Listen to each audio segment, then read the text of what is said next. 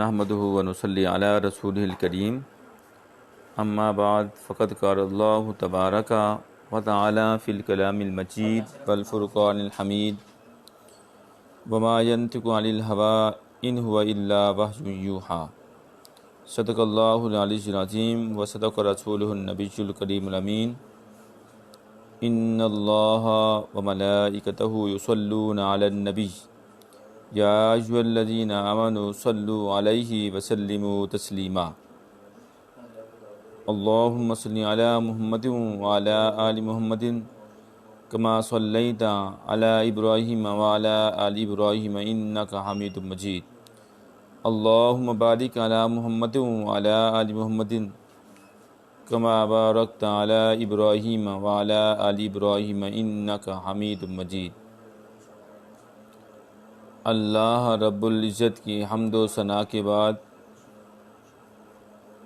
درود سرور کونین پیغمبر پیغمبراں حامی بے کساں شافی امت جناب احمد مجتبیٰ محمد مصطفیٰ صلی اللہ علیہ وسلم کی بارگاہ اقدس میں پیش کرنے کے بعد سامعین معظم، برادران اسلام، میرے دوستوں، بزرگوں اور بھائیوں، تین چیزوں میں دیر نہ کرنا۔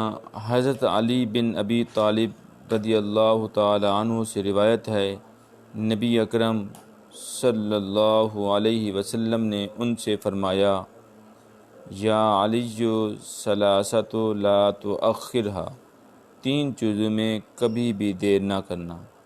پہلی چیز الصلاۃ اذا آنت، جب نماز کا وقت آ جائے تو فوراً ادا کر لو۔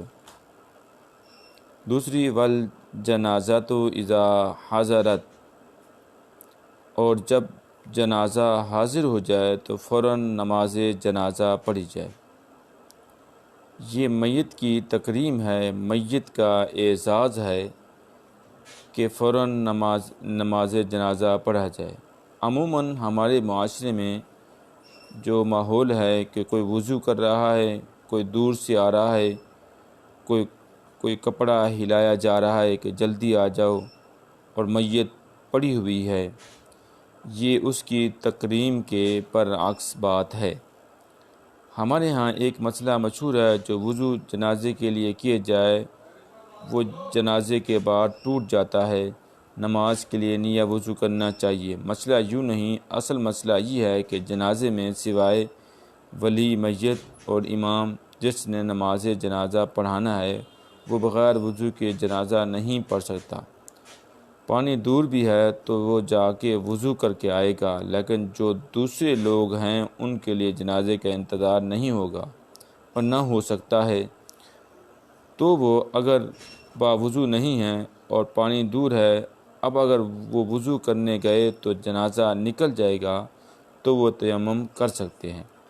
تو وہ تیمم ایک خاص بات اور ضرورت کے لیے کیا گیا تھا، جو ہی جنازہ پڑھا جائے اس کا تیمم ختم ہو جائے گا۔ اگر نماز کا وقت تنگ ہو، اگر پانی تک جائے گا تو نماز کا وقت ختم ہو جائے گا، پھر وہاں پر اس تیمم سے نماز ادا کر سکتا ہے۔ اس تیمم سے کوئی اور کام نہیں کر سکتے، اور اس کو یوں بنا لیا گیا جنازے والے وضو سے نماز نہیں ہوتی، جو وضو کیا جائے اس میں نہیں، جو تیمم ہے وہ وقتی طور پر کیا گیا ہے۔ اس لیے جب جنازہ آ جائے تو اس کے رکھ کے اوروں کا انتظار کریں، یہ میت کی تکریم کے خلاف ہے۔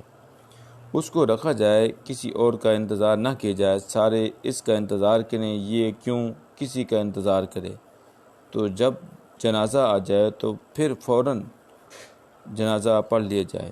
بعض اوقات جو ٹائم دیا ہوتا ہے پڑھنے لگتے ہیں تو ایک بندہ بولتا ہے ذرا ٹھہرو، 5 آدمی آ رہے ہیں، امام شروع کرنے لگتا ہے تو پھر دوبارہ ایک آدمی آواز دیتا ہے، ابھی کچھ لوگ وضو کر رہے ہیں، جو پہلے آئے ہیں وہ بیچارے جلدی میں ہوتے ہیں۔ یہ میت کا پروٹوکول ہے کہ اس کے لیے کسی کا انتظار نہ کیا جائے۔